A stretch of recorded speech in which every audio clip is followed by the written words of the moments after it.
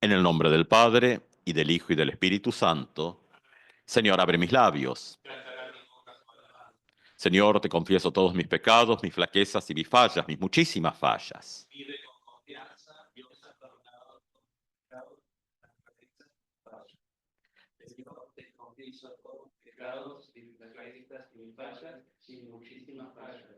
Vive con confianza. Dios ha perdonado todos tus pecados, tus flaquezas y tus fallas.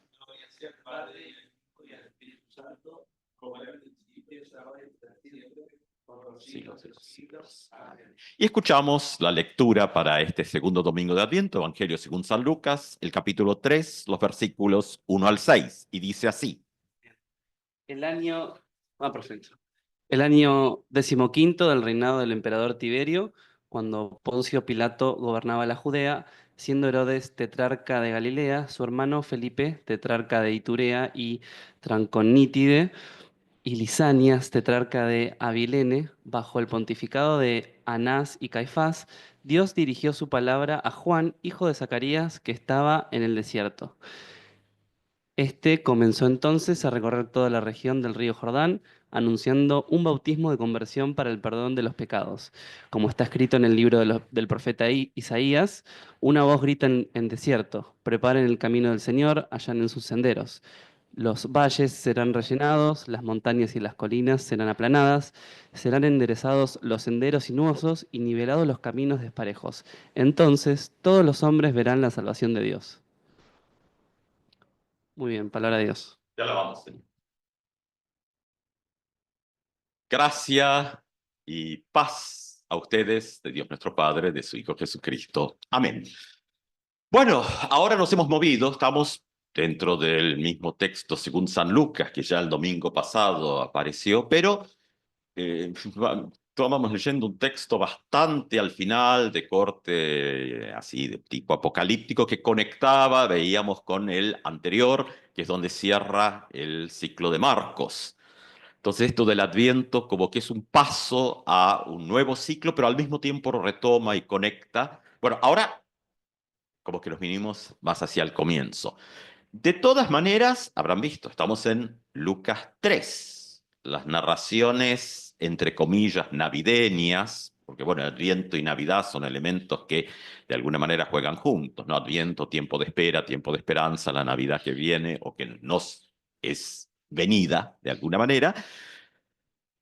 Pero bueno, el leccionario también va construyendo imágenes y también trata de construir sentido con lo que va retomando. Entonces, bueno, tenemos algunas dificultades de cierta cuestión de narratividad cronológica en el texto, no en la historia, porque bueno, eso sería otra cosa, porque finalmente lo que tenemos es narración. Y narración muy variada, de todo tipo, donde a través de la historia, bueno, también es esta búsqueda, esta pregunta, bueno, preguntas desde la fe, ¿quién es Jesucristo? ¿No? Entonces todo esto está presente en, inclusive hoy por la tarde habrá una presentación sobre las conexiones entre pesebre y cruz, cruz y pesebre, a las 16 horas debe estar por ahí el link en algún lado, y si no se pondrá. Y también es 8 de diciembre.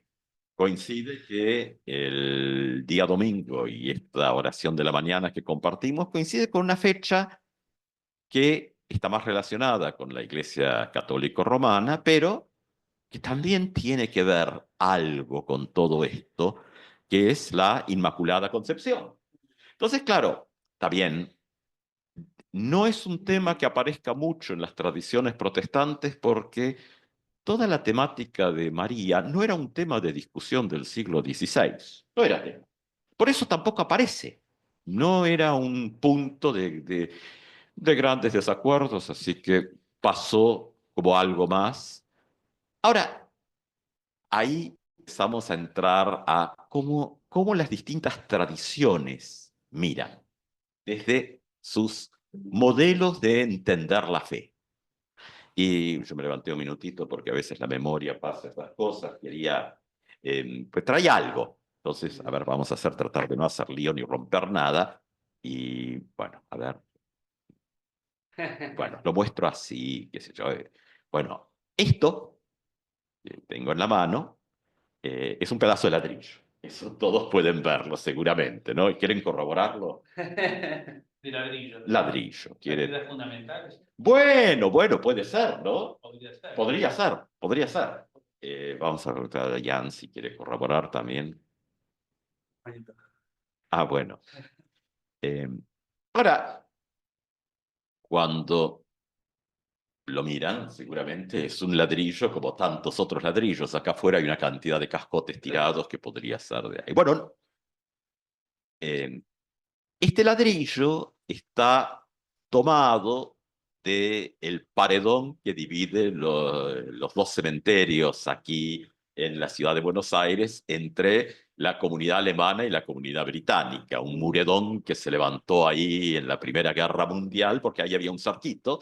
Y bueno, con la Primera Guerra levantaron un paredón como que de aquí no pasa nada para allá y de allá no pasa nada para acá.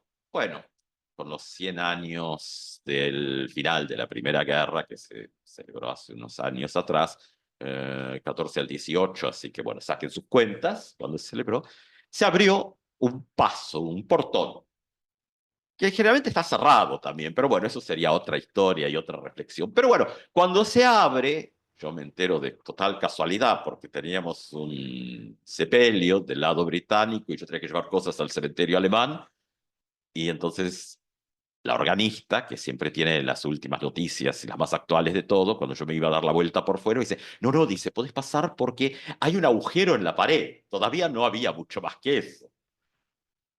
Bueno, estaban preparando. Entonces, dentro del muro, de ahí viene este pedacito de ladrillo. Entonces, claro, como he sido parte protagonista y conozco la historia, este ladrillo tiene algún significado más. Para los demás es un simple ladrillo. En general las cosas son así. Y ahí es donde empieza a aparecer esto de cómo son las miradas. Eh, Cuando tienen alguna relación con uno, y gran parte es cómo participa de un relato.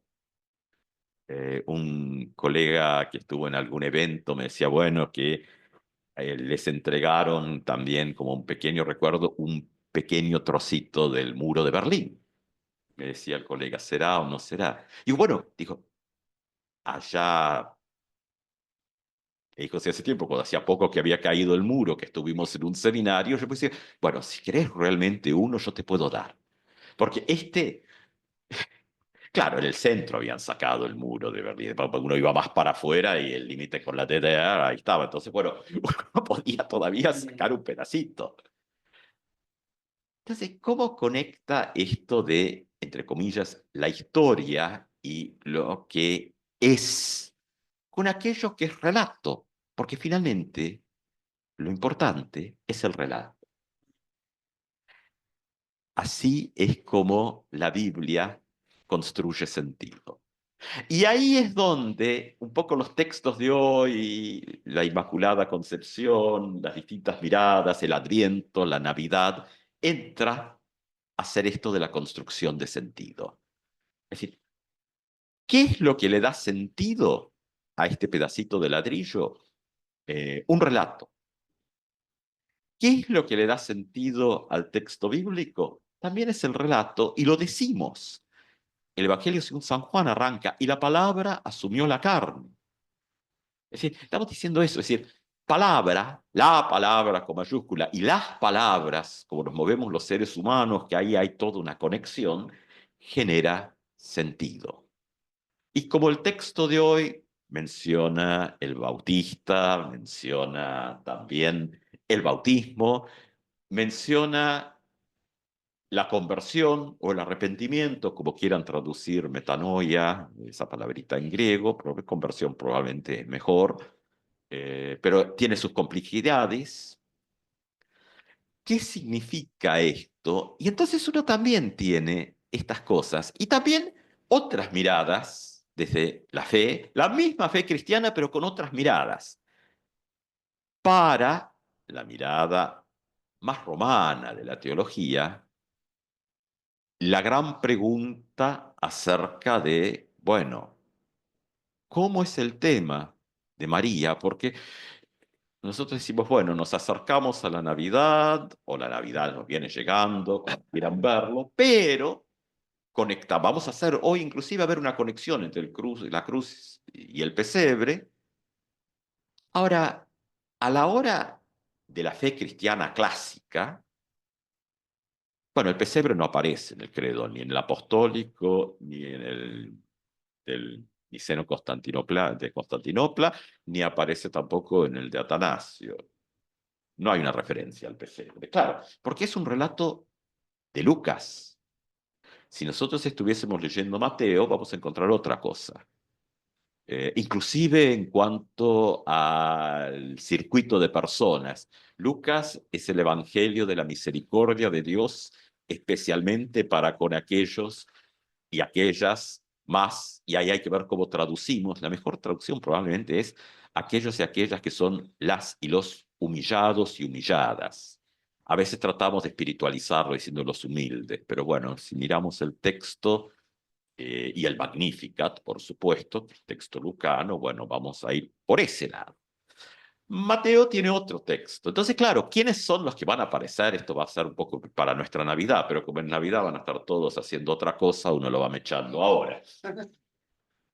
Eh, Van a aparecer los personajes que se arriman, son los pastores, y no puedo decir pastores y pastoras, porque bueno, no hay problema ahí en esto, que están cuidando los rebaños. Mientras que en el otro relato, el mateano, los que vienen son gente más acomodada, ¿no? Son los sabios orientales, Draga, todos los magos, decimos, que no tiene que ver con ideas de magia más actual, sino probablemente la astrología y temas. Pero bueno, es otro grupo. Y es a la casa y, claro, después lo que hemos hecho es una especie de gran licuado de los relatos navideños, donde todo se tira adentro y le metemos máquina, donde, claro, en el pesebre aparece todo el mundo. Y es una especie de recorrida uno atrás del otro, tipo la imagen así que se presenta ahí en el fondo en La vida de Brian, ¿no? En esa película de Monty Python. Claro, el problema es que necesitamos abrir un poco y recuperar cada narración y ver cómo funciona. ¿Y por qué el leccionario ha elegido Lucas 3? Bueno, por la cuestión del precursor de Juan, y aparece el tema del bautismo. Claro, con diferencias. Por eso un poco la imagen de la piedra, esta de cómo es el ladrillo, lo que significa con qué elementos se le agregan. Claro, el ladrillo es como cualquiera. No ofrece nada más ni nada menos que cualquier otro ladrillo. Bueno, podría ser si hubiese sido sacado dentro de algún reactor nuclear o algo en desuso, posiblemente sí. Pero bueno, al menos ha estado suficientemente dentro de ese muro como para que uno dice, probablemente no esté afectado de esa manera. Pero entonces también, ¿cómo es el tema de un dogma que celebra una gran parte de la cristiandad hoy, de la Inmaculada Concepción de María? Que es bastante reciente, ¿no? 1854, si no patina la memoria. Espero que el doctor Brummel no esté corrigiendo. 1854, Pío IX. Sí. O sea, no es tan antiguo. En 2000 años estamos bastante cerquita. Claro, porque ahí hay diferencias con la lectura desde lo que llamaríamos la reforma del siglo XVI, lo evangélico, lo protestante, que tiene que ver con esto de cómo miramos, ¿cierto? Las mismas cosas, cómo las miramos. Y uno necesita mantener algún tipo de coherencia y no hacer un gran licuado de todo. O sea, la mirada católica romana tiene un sistema y hay que mirarlo ahí adentro. Y la mirada más relacionada con lo evangélico, con lo protestante, tiene otra mirada y hay que mirarlo ahí adentro. No se puede andar mezclando todo. ¿Cuál es la preocupación?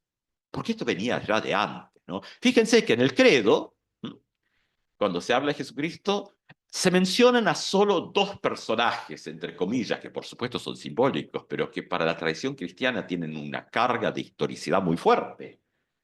¿A quiénes mencionamos? Dos personajes en el credo. Cuando hablamos de Jesucristo. Ah, bueno, eso sí, eso está arriba, pero más personajes históricos, está bien, Jesucristo, sí, es personaje histórico. ¿Y después a quién tenemos? Poncio. Bueno, Poncio Pilatos, y antes,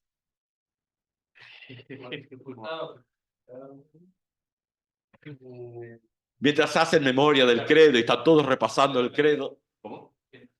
Nació de María, de María, nació de la Virgen María. Son los dos personajes históricos que entraron al credo. O sea, todos los demás quedaron afuera, ¿no? Porque cuando entran unos, otros no. Y esto marcó y sigue marcando una clave de la lectura cristiana, con distintas interpretaciones, miradas y recorridos, pero marcó esto. Entonces, uno después puede decir, bueno, ¿qué significa esto a nivel de estos personajes que se convierten en personajes simbólicos? Bueno, me estaba acordando de Leopoldo Torre Nilsson ahora, por los encuadres, digo. Cuando Torre Nilsson, quien tenía unos lentes así de gruesos, Leopoldo Torre Nilsson. Entonces, el que hacía la edición, por ahí le tocaba un poquito, porque todos decían que no veía nada. Entonces le tocaba un poquito y Torre Nilsson detrás de esos gruesos lentes decía, está bien, pero me corrige ahí el encuadre. Bueno, también recordamos a Leopoldo Torre Nilsson. Ahora, entonces, ¿dónde estábamos? Ah, estábamos en Poncio Pilato, estábamos en María, estábamos en el Credo, estábamos en el 8 de diciembre, estamos en Adviento, y todo esto junto estamos en nuestro ladrillito. Y el bautismo de Juan, del texto, que después el bautismo cristiano, de la tradición cristiana, es otra vuelta de tuerca, que viene ya, que la vamos a encontrar en la tradición paulina. O sea, entonces uno le hace atrás. Este es un bautismo el que aparece en el texto de hoy. Ahora, ¿qué pasa con María? Hay una preocupación desde una mirada de la fe en el modelo católico, porque como es 8 de diciembre, aprovechamos a mirarlo también, ¿no? Aprovechemos. Y no vayamos muy lejos, que si no después se van a quejar. En el tiempo de la prédica me refiero, porque yo acá veo el reloj. Medio costadito, pero se ve. Claro, dentro de la mirada teológica, en la teología católica romana, no sé cómo se mira desde la fe. Bueno, Jesucristo, que no tiene pecado, porque eso es parte de la tradición bíblica, ¿cómo hace para nacer? Entonces, bueno, aparece un dogma que dice que María fue concebida sin el pecado original. Eh, bueno, son cuestiones teológicas que no vamos a encontrar, por ejemplo, en la tradición luterana. Es decir, realmente, si uno quiere hacer una mirada desde la Reforma del siglo XVI, particularmente en Lutero, realmente uno encuentra las cosas miradas desde el otro lado. El Lutero va a decir que María es sin pecado porque es la madre de Dios. O sea, Jesucristo nace María. O sea, funciona al revés. No es que Jesucristo necesita un cuerpo humano sin pecado, sino que su nacimiento hace que el pecado sea redimido. Por eso para Lutero María es justamente el primer ser humano redimido por el evento de Jesucristo. Está visto al revés. No tanto por la cuestión objetiva, sino por la presencia de Cristo. Y esto va a ser con todo. Cuando vamos a lo sacramental, porque el texto de hoy, aunque habla del bautismo, y algunos se va a ir por la cuestión sacramental, y no tiene mucho, conecta, sin duda, pero también vamos a encontrar en el pequeño catecismo, cuando dice qué es el bautismo, dice, ¿cómo puede el agua hacer estas cosas? Y Lutero dice, no es el agua comprehendida en la palabra de Dios. O sea, lo que da sentido es la palabra de Dios, que por supuesto en Lutero es Cristo mismo, pero también es la narración, porque nosotras no accedemos de manera directa a la palabra, sino a través de. Por eso el lenguaje y la narración de los símbolos permite acceder de manera indirecta a aquello que por manera indirecta no es accesible. Entonces aparece este lenguaje. Y entonces aparece María con todas las capas de sentido y la complejidad, donde todo lo que no es hace a lo que es. Estas discusiones estaban allá en los comienzos del cristianismo, cuando trataban de poner todos los textos juntos y encontrar alguna cuestión de sentido integrador. Unos dicen una cosa, otros dicen otra, y al final dice, bueno, es esto.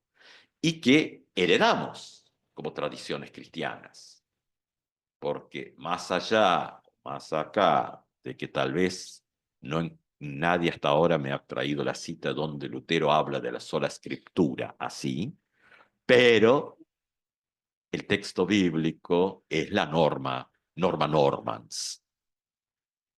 Y el texto canónico, porque en algún momento hay que decir, bueno, acá alcanza para el tema que le importa a la comunidad de fe, que tiene que ver con justamente lo que dice nuestro texto de hoy, y ahí es donde también la traducción entra, dice, porque todo esto es, a ver, tendría que haberme puesto los lentes, y entonces todos los seres humanos, vamos a decirlo así de manera un poco más inclusiva, verán la salvación de Dios. Acá traduce soter como salvación, podríamos traducir como liberación, porque es la misma palabra que se usa en griego, y algo que a veces se nos pierde porque leemos desde nuestras propias estructuras culturales, desde nuestros propios modelos ideológicos.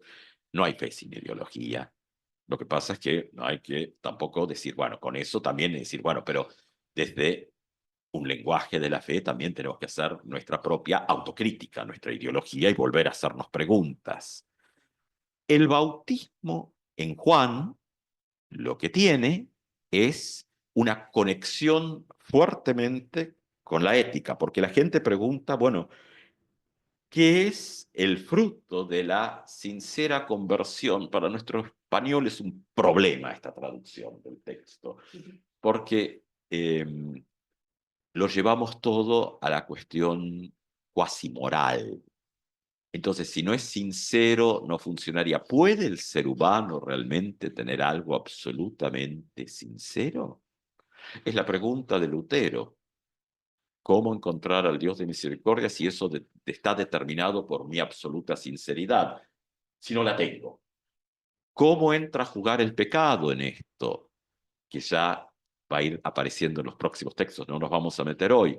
Pero en realidad, sin pisar, bueno, hasta en los bordes de las herejías, pero el tema del pecado, mirado dentro del modelo que trae la reflexión de fe de Lutero, es sumamente liberador, porque en realidad no podemos hacer nada y dependemos de la absoluta gracia de Dios, porque nosotros como seres humanos no somos absolutos. Entonces, dependemos de la absoluta gracia de Dios.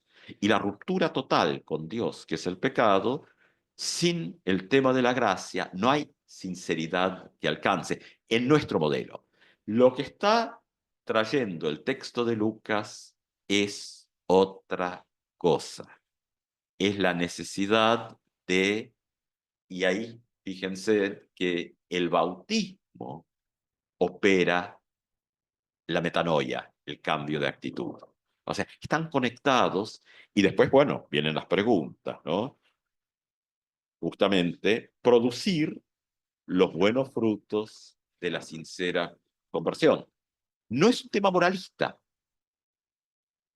pero está también presente que aquello que está ocurriendo tiene que ver con los y las demás. Si seguimos leyendo, es decir, le vienen a preguntar a Juan. Los publicanos vinieron a preguntar, quieren bautizarse y preguntan, bueno, ¿qué debemos hacer? Esto lo vamos a encontrar también en los temas de Martín Lutero. ¿Qué significa esto? ¿Qué debemos hacer? Y entonces, ¿por qué? Porque el significado tiene que ver con la relación con lo sagrado y el hacer tiene que ver con la relación con el prójimo, con los demás, los y las demás. Entonces, cuando leemos, dice, aparecen ¿quiénes aparecen acá? Tendría que haberme puesto los lentes. Aparecen algunos publicanos también y le preguntaron, maestro, ¿qué debemos hacer? Él les respondió, no exijan más de lo estipulado. ¿Mm? Publicanos son aquellos que se ocupaban de cobrar impuestos y bueno, y de paso, bueno, también el tema de... Después aparece algo y dice, no, lo que pasa es que el publicano vivía del excedente. Bueno, algunos vivían muy bien. Esas cosas, ¿no? En el ámbito de las construcciones políticas humanas y eso, donde, bueno, parece que algunos viven muy bien y otros, bueno, no tanto. No exijan más de lo estipulado. A su vez, unos soldados le preguntaron, ¿y nosotros qué debemos hacer? Juan les respondió, no extorsionen a nadie, no hagan falsas denuncias y conténtense con su sueldo. Bueno, parece que algunos problemas están instalados. Ahora, esto nos pone, ¿qué nos ha pasado como comunidades cristianas? Claro, cuando el cristianismo se vuelve también religión estatal, bueno, claro, ¿quién paga el sueldo del pastor, de la pastora, del cura? Bueno, entonces no hay que criticar al Estado porque por ahí a uno le cortan el salario. Dentro de todo, algunas construcciones internas son más regulables.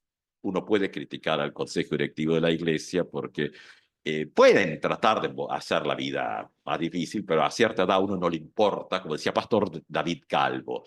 Dice, ¿qué me importa? Digo lo que me parece porque ¿quién me va a decir algo? Tenía razón. Pero bueno, con estas estructuras más grandes, como el Estado, es más complejo. Entonces, bueno, ahí aparecen estas cosas. Ahora, también conectamos con Jesús. Entre ustedes no será así. En el libro de los Hechos, de los Apóstoles, habla de una comunidad que es diferente. Entonces, el bautismo tiene el riesgo de espiritualizarse de tal manera que pierde elementos del texto de hoy. María corre el riesgo de hacer una espiritualización tal que María deja de ser parte de nuestro mundo cotidiano, cuando justamente es la encarnación, el asumir la carne, Dios que asume la carne en Jesucristo, en María, es totalmente en lo humano, con todo lo que es lo humano, con esta mirada. En otras van a tener problemas con esto. En esta mirada, donde la palabra es lo que determina, y la palabra es quien asume la carne, María es lo totalmente humano, y tal vez en la línea de Lutero, la primera, dice Lutero, redimida porque fue la madre de Dios, justamente para ir a los viejos concilios con la fórmula correcta. María es la madre de Dios. Y no andar con fórmulas ahí remendadas y cosas por el estilo. ¿Mm? Los antiguos concilios, hay Éfeso, Calcedonia y todo eso. Porque, ¿qué pasa? Hay, con lo incómodo, un intento de colocar todo en el ámbito del cielo y perder la dimensión de que Dios asume la humanidad aquí en la tierra, en el presente de cada día. Y ahí es donde viene, ¿y qué pasa con mis semejantes? ¿Qué pasa ante las injusticias? ¿Qué pasa ante las matanzas? ¿Qué decimos ante eso? Nada, porque vivimos en el cielo y no es así. Estamos acá. Y Jesucristo asume la carne aquí, en María, que justamente es la representación simbólica, si lo quieren ver, justamente de esta conexión con la tierra y la vida de todos los días. Entonces la espiritualización corre esos riesgos. Hay una parte, sin duda, pero está la otra. Están juntos. Por eso en estas tradiciones se dice que hay dos regímenes. Uno que tiene que ver con nuestra relación donde recibimos la absoluta gracia de Dios, la remisión de los pecados, hoy no vamos a entrar en eso, y al mismo tiempo el ámbito del amor, que tiene que ver con la justicia y el bienestar absoluto, sí, que se apunta, dentro de los límites de lo posible, de todos los y las demás. Que este segundo domingo de Adviento, donde ahora hemos conectado más cerca con elementos navideños, nos permitan una Navidad encarnada en el mundo de todos los días y que seamos también manos presentes de trabajar por la paz, la esperanza y la justicia para con toda la creación y particularmente con lo que nos es más cercano, nuestro propio género humano. Que así sea. Amén. Amén.